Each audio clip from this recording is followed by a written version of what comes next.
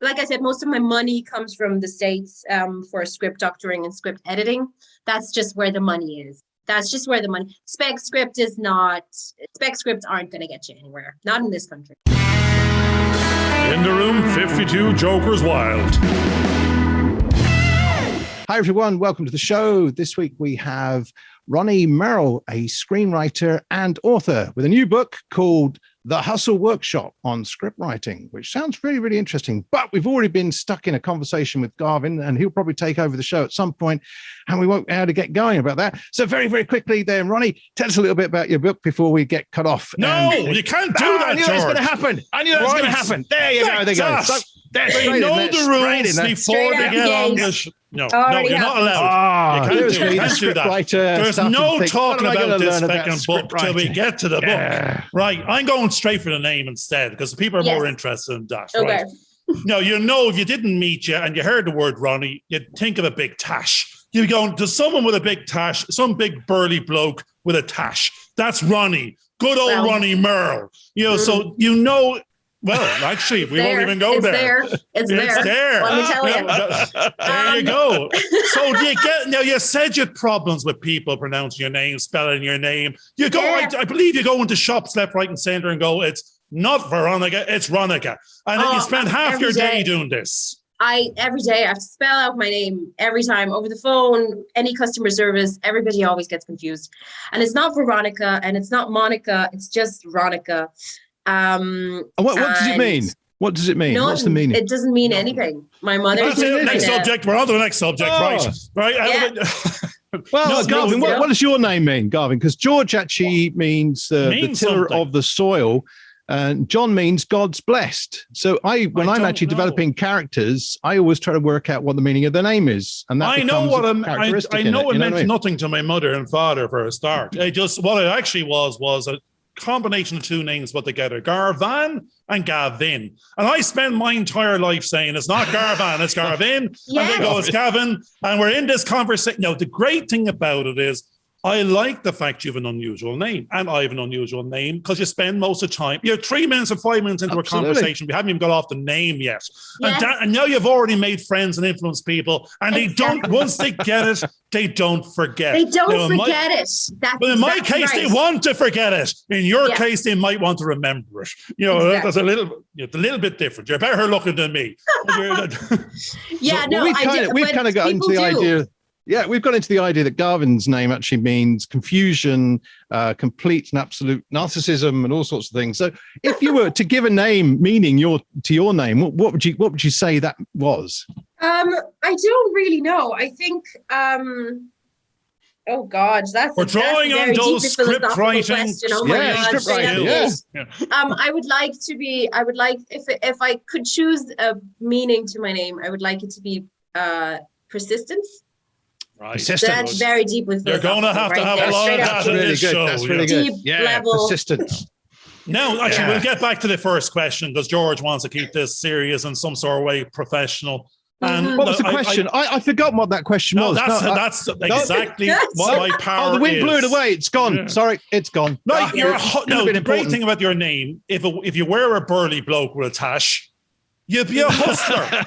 So actually, it is actually very, very apt. You need to have a name like that, and you need to get your hustle on. And hustle, you're bringing it back to what you were saying. You will be You got to be a persistent hustler. Now we're up to it. Why are you hustling? Is what we want to know. What's the hustle all about? That was a beautiful transition. Fair play. That was fair play to you. Top of the morning there, but Jesus and me God and all the saints in heaven. Yes, what do I hustle? Yes, that's what my book is called, incidentally. Wouldn't you know? That's as much as we know about you now. Yeah, that's it.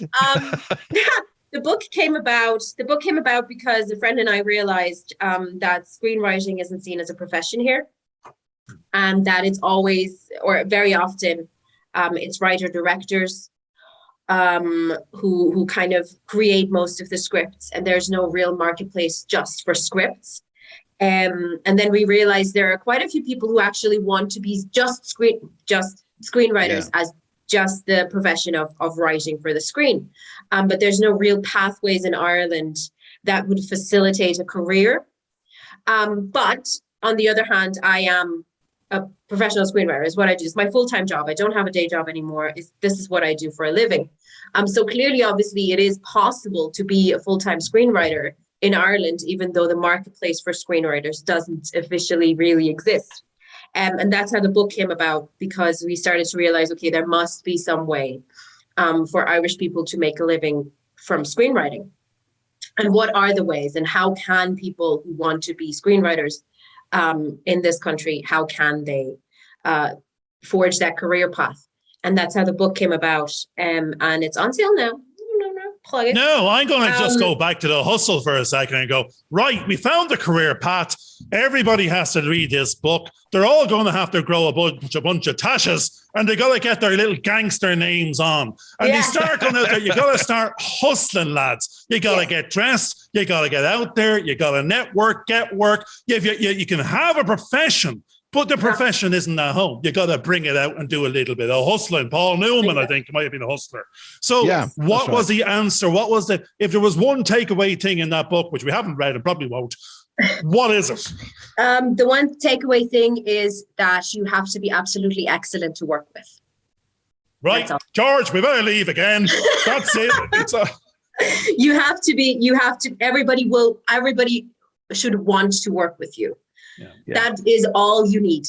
Touch as many people's lives as you possibly can and leave the impression that you are great to work with in everyone. Now, that's the problem with the catch. Now, George will probably jump in. He's going to want the question sometime soon. There's a catch-22 in there, in the sense of, and then we talked to CJ, we talked to a few other people. They don't know you're great. They don't know who you are. They don't know. CJ does. No, CJ does. He's done it. He's one of those ones that broke the path. No, the problem is for the other ones that are reading a book and want to be the professional, want to go on the journey, and they need to get their wares out there to be seen that they can be professional, that they can be seen that they're a good storyteller.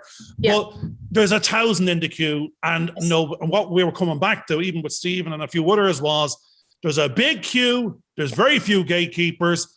No one knows where you are in the queue. Yes.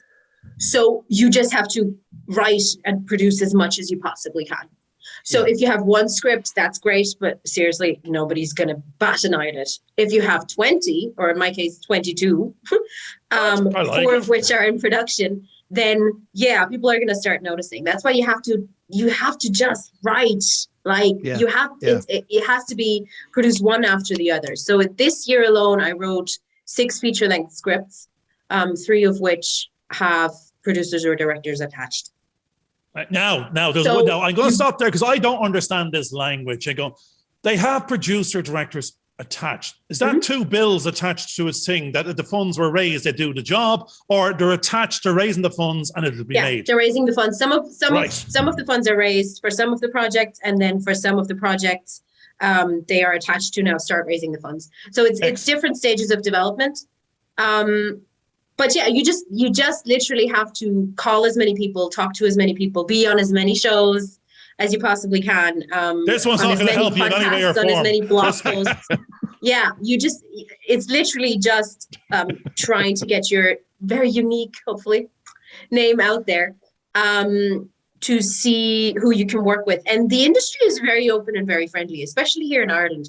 Most of my paid work comes from the States or the UK. And so that's where I do most of my kind of paid work that kind of pays the bills. And that industry is a lot more closed off, and there's a lot more gatekeepers over there. But I find the Irish industry is really open. That's very interesting in the sense of you've got work, you're getting work consistently. You've got 6 or 3 in production, or 6 in written, or 20 and 22 out there, or can be go further along the production process. But you're actually getting paid work from the harder gatekeepers. Yeah. So God forbid you push down the door of the easier ones. You should be inundated. So but is that right? Because I wonder, because I don't know, although there doesn't seem to be the same kind of marketplace in Ireland, I don't think it's necessarily easier to work there.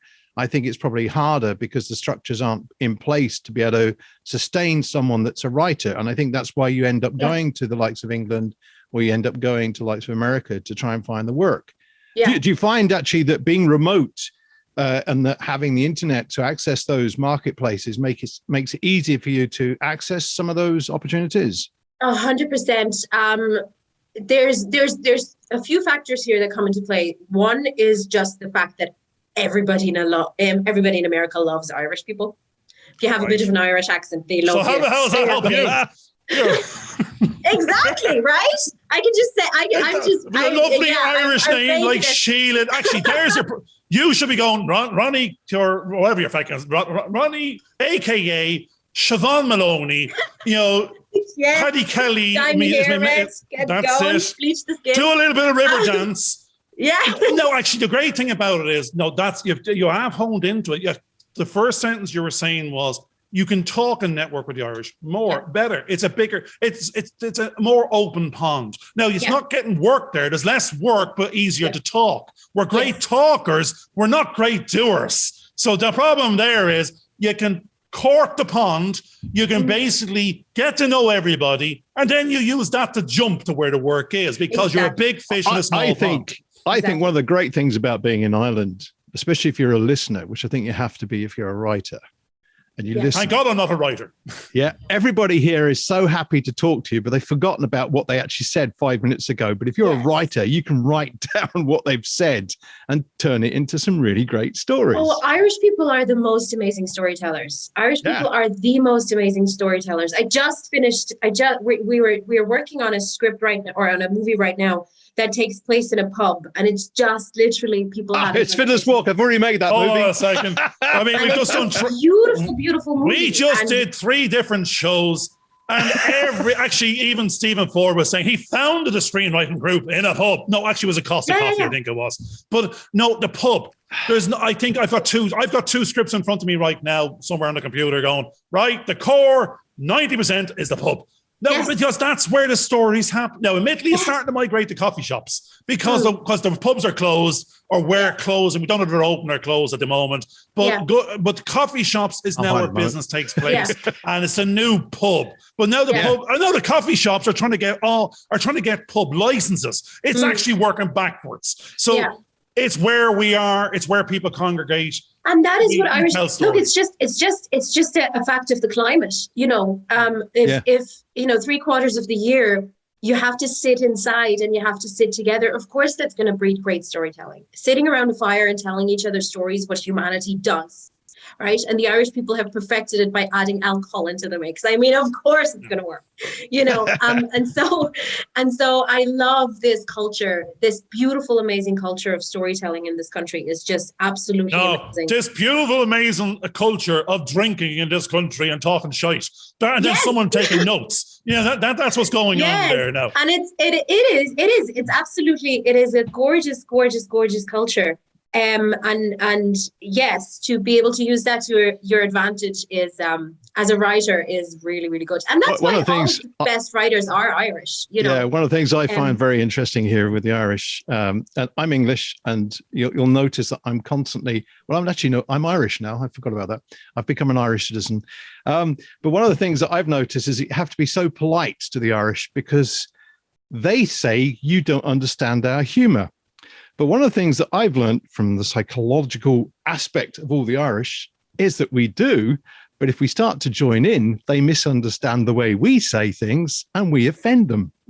George. Yes, we do. The beginning of that sentence you said is you don't understand our humor, right? And if you were Irish, absolutely. The bit you have to understand is you get a ribbon on the hello. You get the bejesus taken out of you on the, and if you're not able, I've lived here 37 years. You get the weather forecast. Analyzing the Irish. That's great. Basically, I know that if you say one word out of place, they go straight for the jugular, and then they are offended for the rest of the life. Oh. That's it. I'm finished. I'm finished with you. I'm away. That's it. I'm off. Oh, you have to be able to take a slagging, like you have to be able to give and take. You got to give and take. But you Yeah, have See, to when go. England and Yeah, Ireland oh, are yeah. playing, whoa, there's I nothing know, but that's slagging actually- going on. Ronnie, But like, I know what- that people like me when they slag me. Like, I know if I'm being That's it. seriously offended If you're in a not group being of friends, I know I'm in the group of friends. Like, you know? that's now you have it. That's the thing. You're in. That's You're on the it. inside. Because most of the time, you're taking the whole. You have to be able to take the piss. That's the game. It's a Oh. conversation battle of in the pub. It's a total take the piss of everything around you. Yes. And like you're slagging, you're taking them apart, you're mentioning their makeup, their hairdo, Yes. where did they shop in Oxfam. It doesn't, and it could come straight off the catwalk. It doesn't matter. The game is to be the It's opposite. just, of it what doesn't they're work when you looking have an for. English accent and you try to do Yes. that. It just, George, it just that's the doesn't bit- work. That's you're not the English allowed. accent is, you know, you're gonna just have doesn't to. work. Yeah, that's the problem. But where I've lived, I've cultivated my English accent because it basically saved my life here. No, that's it. I live in No, Northern Ireland. Ronnie, Basically. you're a hustler. So you've told us you've got the secret sauce. You put it in paper. Yeah. You're hustling all day I saw long. you running across the border then the other day. All that sheep and the bicycles that were in, you know, the smugglers were bringing across. No, that's a rustler, George. Rustler. that's a I rustler. know a bit of a lisp. Ooh, Yeah. that's different Let's than go. hustling now. I don't He's think got- I'll be involved in that. No, he's gone off on one there now. I thought I was bad. But no, Maybe I'd make more money out of that now. yeah. You never know. No, you never actually, know. what sort of, you've got 3 in production, or you've got two with something attached to it. I don't know Yeah. what that is. And Yeah. there's one doing something else, and there's 4 Yeah. more following behind. And you're doing, the great thing is you wrote the book. So Yeah. you got to go out there, walk the walk, talk the talk, write the book, Yeah. do the, and you're doing it, and you're getting stuff made. Yeah. So the great thing is you're a great example to others who go, I started here, I'm doing a bit of this, it's working Yeah. for me, it might work for you. Yeah. There's a process. And that's what, and most of what we were learning from the last number of writers we're talking to is they've got to take themselves, we're using this language, out of the drawer. There might be a great script, Yeah. but they've got to start hustling it. So you've now got a great book title. I don't need any more. I don't even need to read the bloody book, because all you got to do is apply that mindset to it and go out there and do a Paul Newman. Do some hustling. Yeah, Get it made. exactly. And I think Stephen is the best example for that. I mean, he burst out the gate this year and just exactly did that. Just started hustling. He just finished production on another short this weekend. He's worked with some of the best cinematographers in the country. He's absolutely amazing. And I think people like Stephen, people like CJ, I mean, CJ is a legend. You know, he's an absolute legend in the... Never heard of him. Never heard of him. No, Never. So, Sure, he has a Till book last out week. now as well. And his book is I probably should a go lot to one of better. these old books. But, Everybody and their mother's writing a book these days. I think Yeah, George even I has had one. two out about 20 in years fairness, ago and another one CJ about 12 years did ago. CJ did a lovely, and I was praying to you. He did a lovely review of my book, and it's just the lovely things he said about me. No, No. you probably know we've a show with CJ, and we don't. Yeah. We're traveling back and forth in time. You're probably going to go out before his. We're going to keep him. We're Trying to work putting out him which up order for to put them Santa in at the Claus. moment. He's going to be Right. the Christmas edition. He's Christmas. Because- Yeah, he's the Christmas edition. Yeah, whenever CJ's show comes out, do listen. You better in. watch it, because somebody needs to listen to this rubbish. Somebody needs to But- look at Well, I'm just hyping him up. If he's on later than me, then I'm just hyping him up. But yeah, no, all of these people, there are a few people in the industry right now who I would class as up and comers. Players, and- that's the language we were using. We Players. told Stephen yesterday, we're going, you gotta be a player. You gotta hustle and be a player. And the up and coming is you gotta go play the game. And that's exactly what you were saying. That is it. That is it. You have to have your fingers in as many pies as you possibly can. You have to be on as many sets as you possibly can. You have to talk to as many people as you possibly can. And that's the only way, because this industry is very, very tight knit, I think, because we're a tiny little island nation. Like, there isn't that many people. But we got big gobs. I mean, we pack punch beyond our weight. That's the whole point. Yeah, we're but on one the thing about the world Irish, again, let's go back to the Irish again, because I think no matter where I went since I've been living in Ireland, everybody seemed to know who I was. And I'd go, and that was one of the great things about here compared to England. In England, I worked in Norwich for a short period of time. I'd work somebody which would be the distance of this far apart as in the edit suite. And they would cross me that distance in Norwich. And I'd say, oh, hi, how's it going? And they would totally blank me. In Ireland, in Belfast, no matter when, they'd be about half a mile down the road. George, are you okay? Are you on the right side of town? Yeah. Brilliant. Okay, hang on, I'll come over to you. Just make sure you're all right. You're right. Okay, yeah, I'm fine. No, and then the next George, thing, somebody else to do the same thing. What's reminding me, I think what it is we're not trying. I think in general, we are a nation of givers. Yes. We like to give. We get a lot from giving. And we do play that game of, pay it forward very, very well.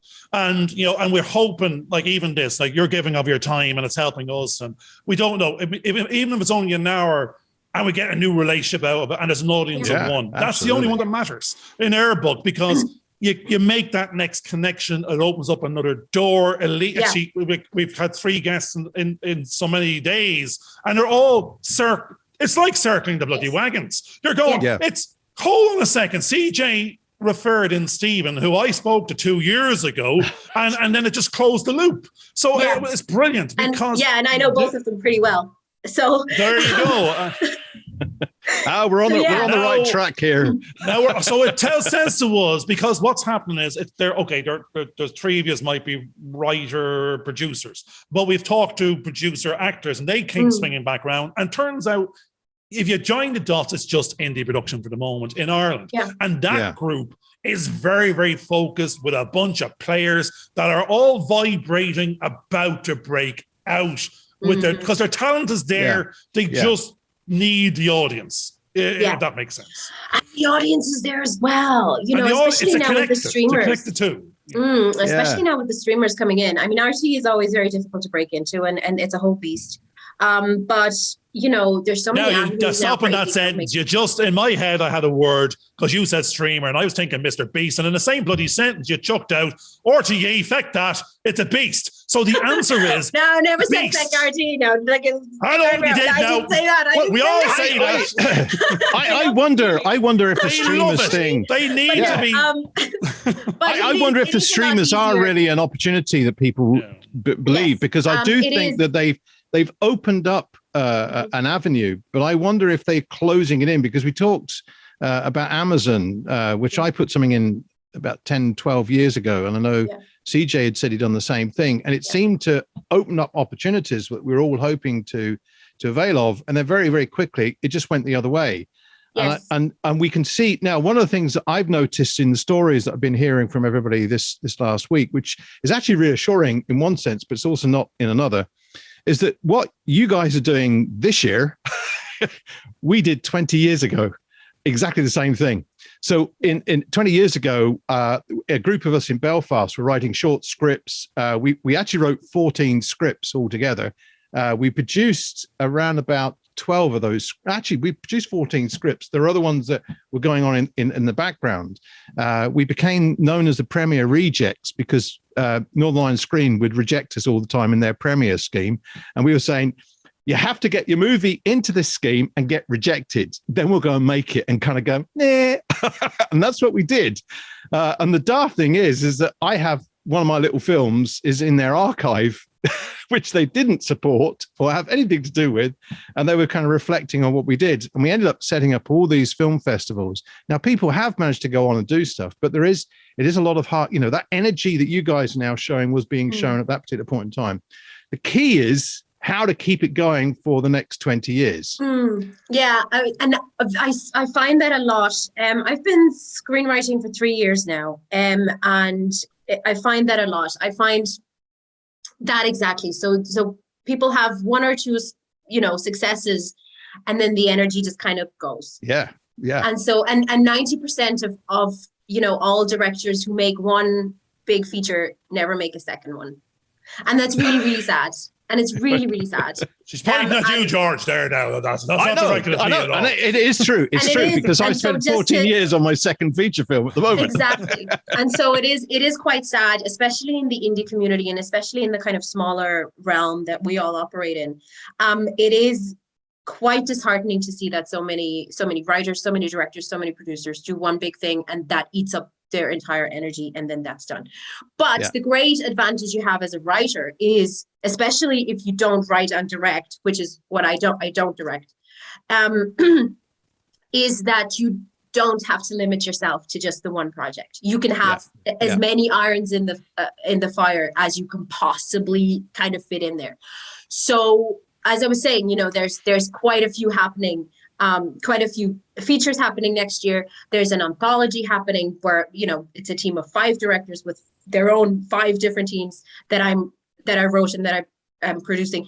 And then there's 2 more, and then I have 2 in Storyland. And now hold on a second. You know, so there's you chucked in a word there that producing. I wrote and I'm producing. Yeah. Now you said you're not the director, but you've just moved to producing.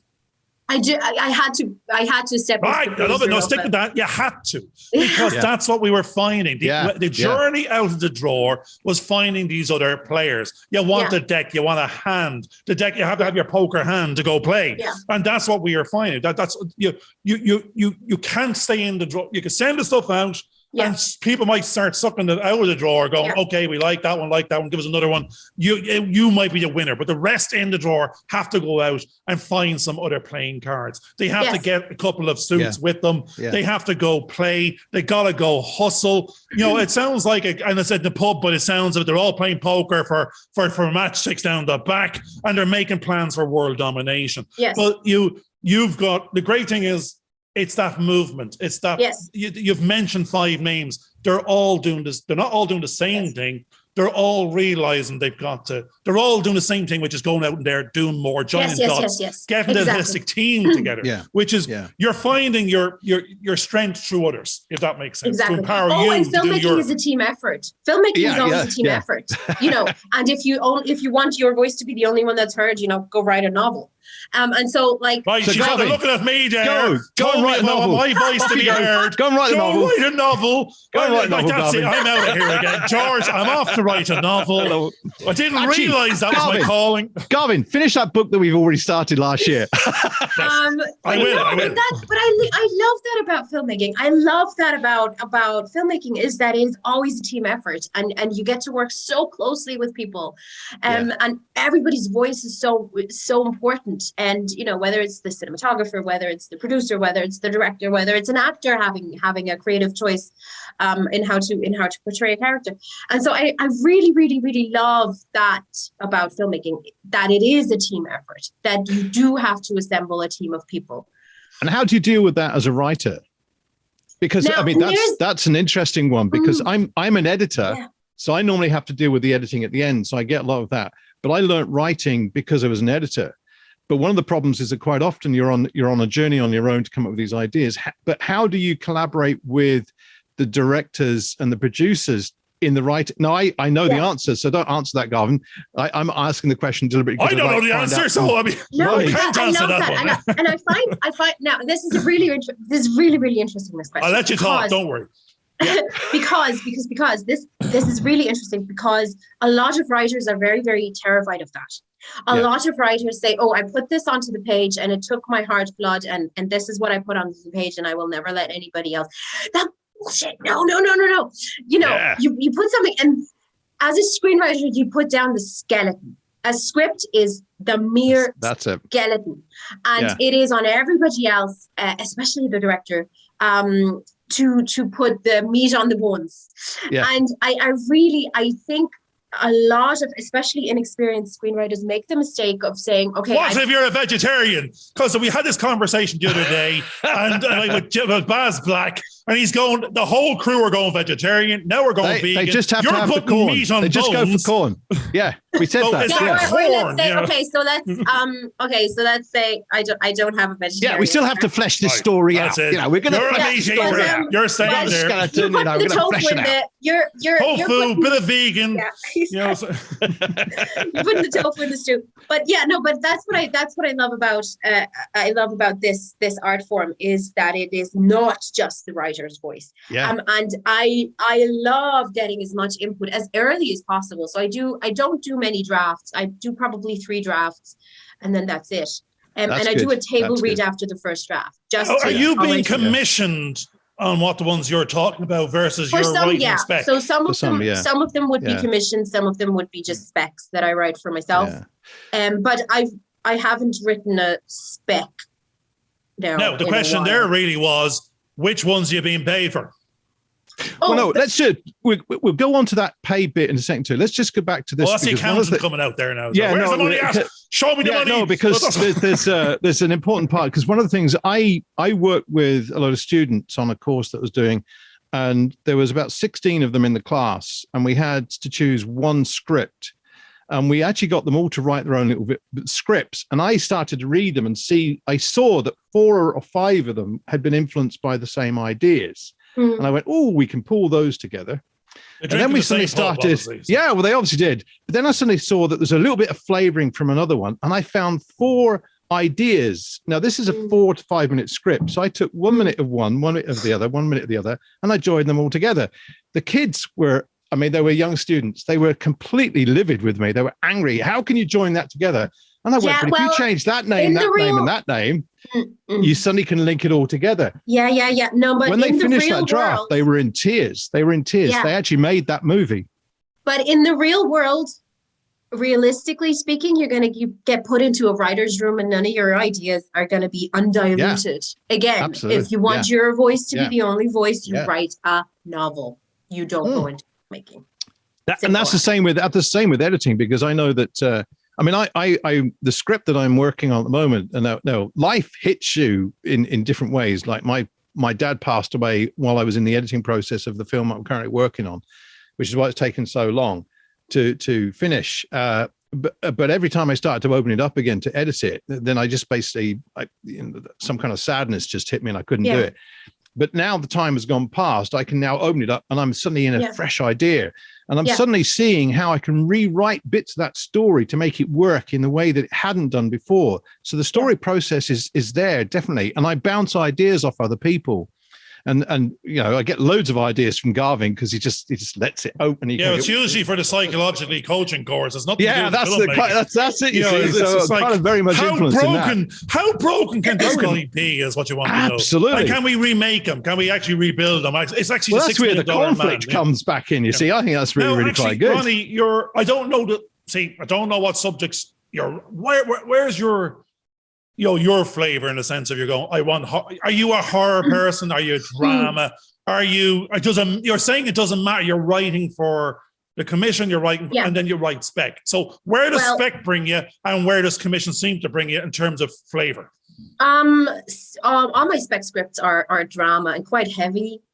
Quite heavy. Oh, I'm already fed up. Move on. Next one. I can't take heavy. I can't take heavy. I need light and comedy. I've been watching Lost in Space. The last series. I wish I could. And I wish I could write horror because there's just so much money in there. But no, I'm a drama girl, I'm afraid. And the specs tend to go I'm a drama queen as well. There's a bit of a one. I mean, the commissions tend to go towards romance. Right, okay. So, which is Mills and Boone. I'm fine. Are we talking Mills and Boone here now? Are we talking a bit? No, but yeah, no. So it's between drama and romance, I think. Which is go and watch Lost in Space, because when you start to look and analyze the love story, between it's actually about a robot and his boyfriend. There's that one. About it. No. There's also the family dynamics. I mean, I'm about to convince my wife to go and watch it, not because of the sci-fi, but because of the human sort of psychological elements, the family bits, and all the problems that the kids are having within what's going on. You know, if you ended up embedding that part into a story, then it opens it up to anybody, no matter what the genre, because horror works the same way. If you embed all the same kind of romantic elements in there, horror is what just about Pride and Prejudice and zombies? Yeah, exactly. Well, that was Dracula. That was exactly. You're going, no, that was a romance. That's I believe. Romance. It's just a little bit of a kink in it. I wouldn't worry about that. Just move on. I can certainly get your teeth into that one. So are you going a little bit no, not 4 weddings and a funeral type stuff now? I'm thinking of you, Grant. Are we going that type of romance? That's a bit too. No, I don't like going too hallmarky. I do like to keep an edge to the stories that I write, and most of them are quite dark in terms of their themes. And so, yeah, I like telling stories that are true to life. I like telling stories that. Do they all have happy endings now? I mean, will I be able to sit through them? Are they for women? Who's the audience? The audience, my generation. I think I like writing for my generation. You've just opened up a can of worms there now. She could be 22, 42. This is a dangerous how old am I subject matter area. Dear. Nobody ever gets that. Nobody ever gets that. I am. Here's the definite. My wife and I went to go and take a sofa to the dump. My generation. What the hell is that? And these youngsters with a 4-year-old got out and suddenly said, "Can we help you old folk?" And we're sitting there kind of going, "Old folk? Oh my God. Oh yeah. Are we now? Well. The spirit's still young, I can tell you. You haven't got a grey hair on your head, so that's helping. I have several grey hairs. Right, no, that helps now even more. That's good. Now, then again, my wife I know a lot of 27-year-olds that are like that. They had grey hair at I have 16. 2 children. Of course, I have grey hair. Right. You know? Well, there you go. And is she an Irish mammy now? If you're an Irish mammy, there's 3 years between each one. And there's 3 years. There's 3 years between them. Oh, dearie. You're an Irish mammy that went to college. You done the college type thing first, 25, add 6, 31. I never went to college. How dare you? Bring it back 2 years, 28. Yeah, so 27 was nearly right in the first place. 27, how dare you? 27. I still don't know lots of 27. I'm 30. Yeah. I am 30. There you go. I actually had the moving average. I said bring it back 2 years and 32. So I would have got it right in the head based on the Irish mammy, 2.5 kids, but didn't go to college. Right, that's fine. Exactly. I am 30 years old. I tend to write for my generation. I tend to write for the. You're writing for the Irish mammy. No. I write for no. My sons and their wives, they're all on the PlayStation, sort of playing all the games. Yeah, no, I don't think. I don't know. Yeah, well, yeah, Irish mom. Yeah, well, I don't know. No, I. That's all I'm going to say. I tend to write for the kind of the 24 to 40 kind of bracket. They don't read. Well, yeah, no, they're watching a film. I forgot. No, it's a film. It's not a novel. Go write a novel. He's writing. This is a visual medium. I was thinking a novella. I just said. No, and I don't write that kind of romance. I don't write the kind of the cheesy. So hold on a second. You honestly think there's a bunch of 24-year-old, 30-year-old Irish going out there watching a romantic movie? That's what I said. I don't write the typical right. Is it in manga style? Is what we want to know because that might make a bit more sense. That's like I tend to write stories that are very grounded in reality, and that's why most of my stuff doesn't actually have happy endings or not happy endings in the kind of cheesy, typical sense. Well, it does have an audience. This is back to. The maths, the accountant can't help it. Yeah. So you're writing for an audience of a market size that will go watch this, that's going to raise finance, get the thing made. They're out there watching this. We know from Stephen Fellows or Follows, whatever his second name is. Fellows, the statistics say, horror zombie might win, indie production, drama, romance could be down the other end of the cube of not getting payback. I don't see it up where the green and red was. There was a bloodbath this side of indie, and the only thing that was actually, it was a zombie horror, dramatic romance between, a vampire and a zombie, it might fall back into that indie curve. But the great thing about it is you're getting paid because you're being commissioned. But if you were producing, that's a different story to get paid to get to the end market. Now, the thing is, I fall into a very lucky category of most of the big players, so RTE, Virgin, all of them. They don't do genre. Right. So yes, okay. They tend not to fund horror. They tend not to fund sci-fi. They tend to fund heavy hitting drama that can go on RTE. Hence, don't. She says, hence, cut out the bit where I'm cursing about the national broadcaster, right? Yeah. She's one of those darling children that meet all the criteria. A woman, producer, writer, of Irish diversity. God forbid. Yes, absolutely. Right, you've hit all the bloody bells and whistles. And I write quite heavy-hitting drama that deals with, trauma and mental illness and drug addiction. Now that's the RTE board, but what about the rest of them? That's the. So I They're do all write the same for the garbage. market that exists. I'm not, I know my audience, and I know who to write for and what to write. So but that's a great lesson just there. I think that's probably in the book, is it? Know your audience, know your expertise, know who it's for. Because if they're not asking, there's no point in bloody writing that story, or it'll be in a drawer. Yeah. No, so and your side is your first customer was the national broadcaster's budget. It was to get in through that stakeholder doorway gatekeeper first. And actually, as you said, you're probably being asked to write it because they've seen your strength of writing material. Yes. Yeah. So exactly. So Storyland, I think, is the big player when it comes to thing. And I was approached by a producer specifically with those parameters in mind, a hard-hitting drama that can be serialized. It's just that simple. That is what the big broadcasters are looking for, and that is exactly what I write. And so, that's it. You do have to know, and there is, Stephen is the best example for that. Horror and genre in the indie world is absolutely on fire, and I love it. And there's so much great work being done, but it wouldn't be. I have to play to my strengths. So I have to tell the stories that I am capable of telling. And most of my friends write horror, and there's huge money to be made in that. And it's a great pathway to get on streamers and to sell and to do well at festivals, because it's such a unique world that is incredibly versatile. But I just heard before George kicks in, right? I heard, I'm not about the money, I'm about my art. Now I am about the money. But never mind that. George now has something interesting to say. No. Because actually, one of the things that I was about to say was that if you understood the human relationships type drama, then you can actually add the genre on top. But if you don't, and you start off with the genre, you end up working with two-dimensional characters that should be more like a cartoon than they should be 3D.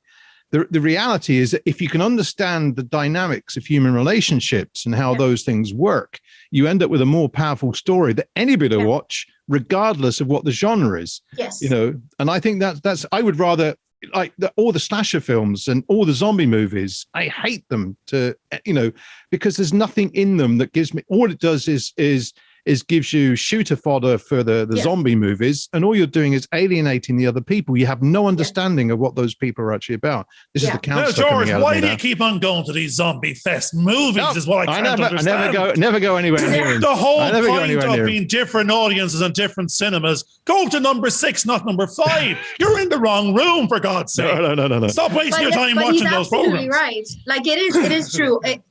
All horror and all zombie and all the slasher, they are at their very core, they're drama, with added, violence or zombies or ghosts or whatever.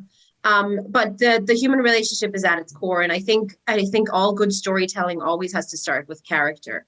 And if you can build interesting characters, then it doesn't matter what situation you drop them in, whether they have their conflict on a spaceship or whether they have their conflict in a beautiful meadow set in the 17th century England. It doesn't matter. That is why the great stories translate. That is why you could adapt Romeo and Juliet for today, and it would still work. That is why that was Avatar, wasn't it? I was watching that. Exactly. That's it. Exactly. So the great stories stay with us because they transcend time, because they are about humanity. And if you can write that and write that well, I think as a storyteller you have a pretty good story. There's an interesting thing. And I'm going Ancient Alien on your ass. You see, you're very discriminatory against all these other alien races. I believe the lizards, there's the lizards, the blues, the greys, the greens, the oranges. And no, humanity is in there. But I think we're the children of the universe. So therefore, stop being discriminatory, be a little bit more diverse, and include the rest of the universe. There.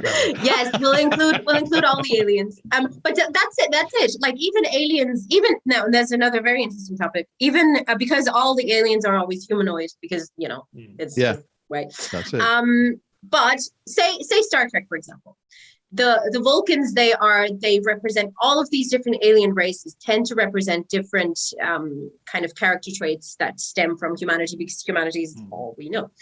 And it's really, really always interesting to see what we choose to idealize. So in Star Trek, for example, our kind of lower urges, the Klingons, they would be, you know, violent and always prone to war, whereas the Vulcans would be portrayed as you know, the intelligent and non-emotional and our higher kind of self. And that is where so much of the conflict and really, really interesting conflict can be built from. But essentially, when you drill all the way down into it, it is still a very human conflict, because that is exactly the conflict that rages within all of us. Right. So at the moment we have the Klingons and the Vulcans. And I just realized I'm a Ferengi. You go, it's as an accountant interested in the money. Yes. Well, the Vulcan Klingon dynamic is actually really interesting, because the two cultures stem from the same genesis. And basically what's happened is they've chosen different attributes of the same personality and then form themselves into a slightly different culture. No, I thought that was the Romulans and the Klingons. Romulans and the Vulcans. Yeah, no, but I think you'll find in the original series that also the Klingon, you see, there's a mix between those three races. I think you'll probably find that they have a link back.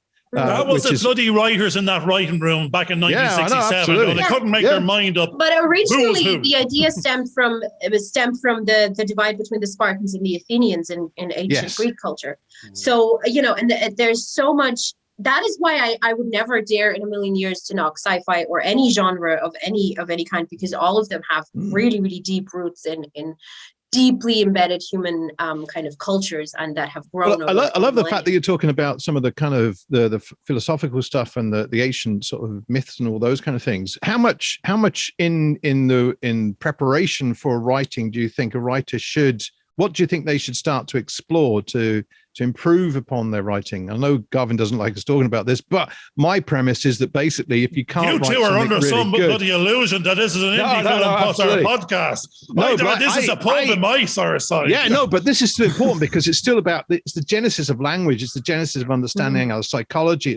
It's understanding us. Why people want to go to the pictures to actually watch something like this, which will then generate money, which will actually pay for the production in the first place. So there is a basis behind having this understanding. And it is a massive part of the movie, because if you don't get that right, it doesn't matter how much money you raise and throw in it, it will still not work if part of that story is weak.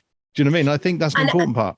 I think as a writer, if you're not interested and curious in everything, in every single story that's ever been told, then you're going to fall flat eventually. And I think that a lot of writers think, oh, I'm going to write my one thing, and that is going to be my thing, and I will write it, and nothing else will ever, you know, penetrate my consciousness. Chances are you're not going to write great stuff. So the more curious you are about, educating yourself, and that doesn't go into academic education. It just means being curious about the world and listening and trying to explore different perspectives. And as a screenwriter, especially, you need to understand human nature, because you need to be able to create characters and give them voices. That's what we do in screenwriting. That is what you do. You create characters and then you give them distinct voices. And if you are not able to give those distinct voices to your distinct characters, they will always fall flat, and the story will always fall flat, and it will always sound amateurish.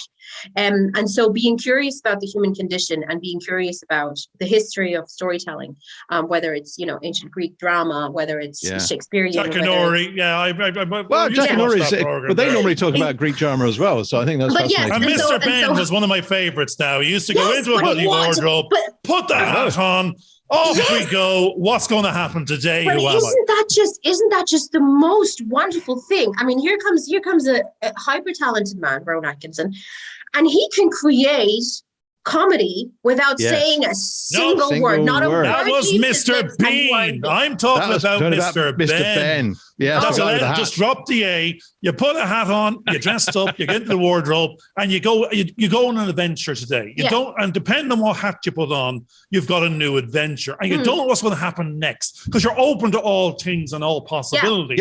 So you came today. You sat in the room. Absolutely. You took your hat off. Yeah. Oh, you're open to, I don't know what. I don't know. We know you were told, you were warned. You got some pre-warning, health warning, but you put yourself out there. You don't know what the hell's going to happen next. We might promote you, we might not. There's no point, we've no audience, doesn't matter.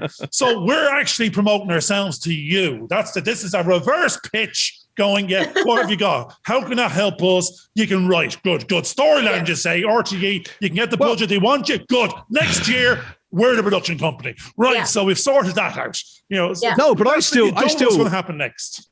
I think that's because I love the idea of structure. I love the idea of the way that things get formed. And one of the things that I've been looking at, because we were talking about the Greek thing, was I started reading Plato's Republic. And one of the things I started realizing, if I want to make a really good sci-fi movie, George is reading Plato's Republic. I'm watching Mr. Ben, and I got Aristotle as well. Yes, but you suddenly find that when you start to read, I got Tom and Jerry. I don't know. That's about as good as I am going to get. My side. But the great thing about it is when you start to understand how things are designed, even from the very beginning, and you begin to understand about societies and how they get framed and how you get framed within it, then you can suddenly start to look at a character set in contemporary time who suddenly discovers that everything they thought they knew was right turns out to be a lie because they've been formed in a construct. Yes. Right, that's the Matrix. We're back again. That's right. We're back into the Matrix. That's what I'm trying to talk about. Because one of the things is you start to look at when Plato started talking about how do you build a city, he was starting to put those constructs on all these people.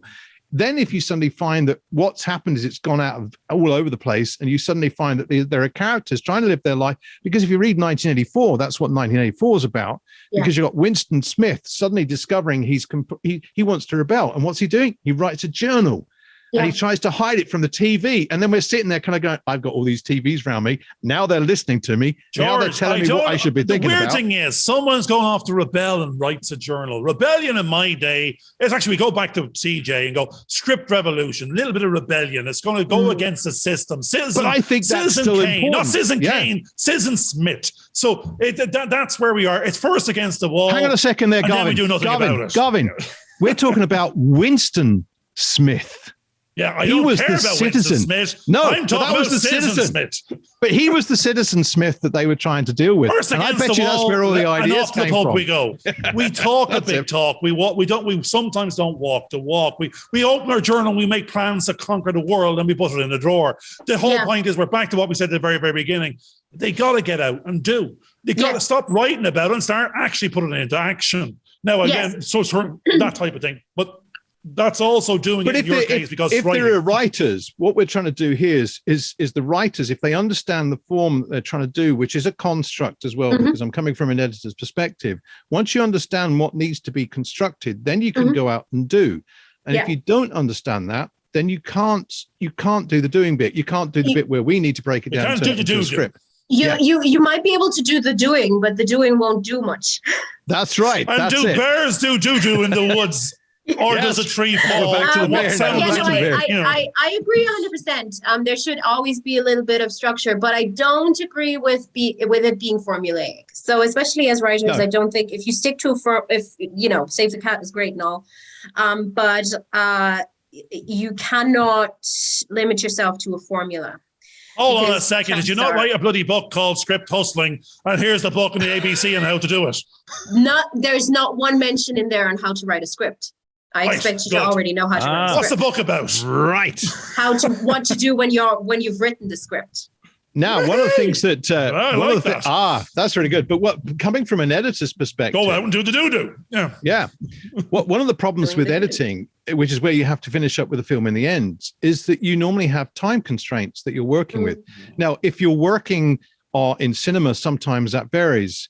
But if you're on a TV show, you normally have 43 minutes to tell your story, because 43 minutes in the hour will allow them to have their commercials in the beginning, middle, and end. And you only get 43 minutes. So you've got to tell your story in some kind of structure so that by the time it gets to the ad break, there's a cliffhanger or there's a few other cliffhangers so that people will then carry on watching it at the other end. So there are conventions that you still need to, you're still stuck between those signposts. Yes. But what happens between them is really up to the writer.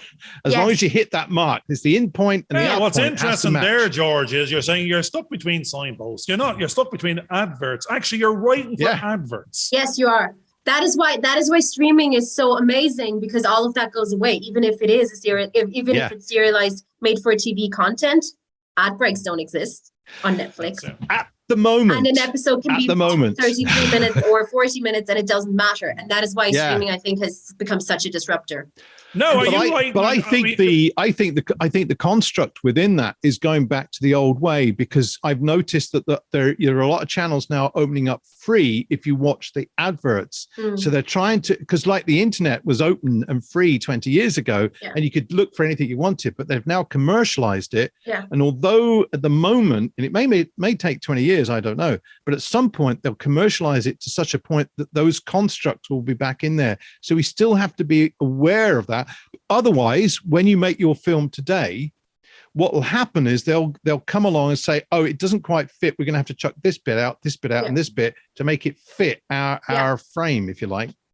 But then as a writer, you have to be good enough to then be able to do that. And that is where craft comes in. That is where professionalism comes in. And that is where working with others comes in. And I think as a writer, you have to be open to those voices. You have to be open to notes. You have to be able to reconstruct. If somebody wants to reconstruct the feature that you lovingly created and say, yeah, but can you make it into 10 episodes at 30 minutes? You have to then do that. You have to be good enough to be able to do that. And you don't sit there and moan about it. You take the job and you get it done and you get the paycheck. And that's what you do. Have you an epic in you by any chance? Huh? An epic, 3 hours. Is there an epic in there? I wrote one. I wrote quite it actually needs to be 6 hours, doesn't it? Or I don't know what it is anymore. It's a Lord of the Rings. And you add them together, it's 9 hours. I wrote one a few years ago called Antikythera. It's about it follows the guy who created the Antikythera mechanism. It's a historical epic that is 180 pages long. Ooh. And 200 million to make. So I mean, now, do you write for budget? I don't know. I mean, do you write with the budget in mind, or is that the rest of the team, or is it a case of you write first and figure out budget after? It depends. So if I'm being commissioned to write for a specific budget, so just I think 2 weeks ago I was commissioned to write a feature for a 10,000 euro budget, and I wrote a feature for a 10,000 euro budget. If now Antikythera I wrote for myself and out of pleasure, and I didn't have any budget constraints in there because I just wrote it just to write. Go on, what's the figure? What do you reckon? Can we just clarify there, because you mentioned the 10,000? Was that the budget for writing, or was that the budget for the whole film? For the whole film, it's meant to be a tiny little low budget. Right. Okay. Feature. So the producer came to me and said, I have 10 grand. Can you write me something that will fit into that budget? And I said, yes, I can. And I did. And so, Yeah, no, sorry. Let me just clarify again, because it's me being stupid. Was that the budget? I agree with that. Budget for the feature. Not my budget.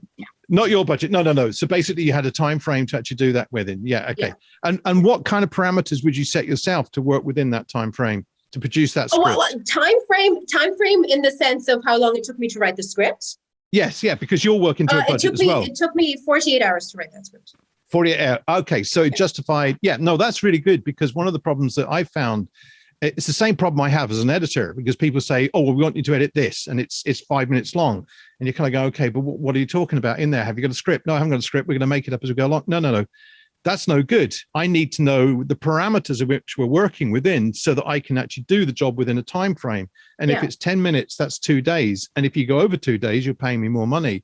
That's not me. That's them. They can't keep changing their mind. And I think from a writer's perspective, that's how I'm doing a lot of the writing I'm currently doing is I've got so much time. I've got a little bit of time that I can fit that. All you're going to get is this. That's it. No more. No, I'm going to be that. What? No, I don't know if it's a feature or not on who's working on it. See, the weird thing about figures, they're not real half the time. That's sometimes going, I've got 10 grand cash, but I've got 15 people working for nothing. If that was a 48 hours to write, but it's actually a 90-minute feature, and the editing alone would be 500 quid a day.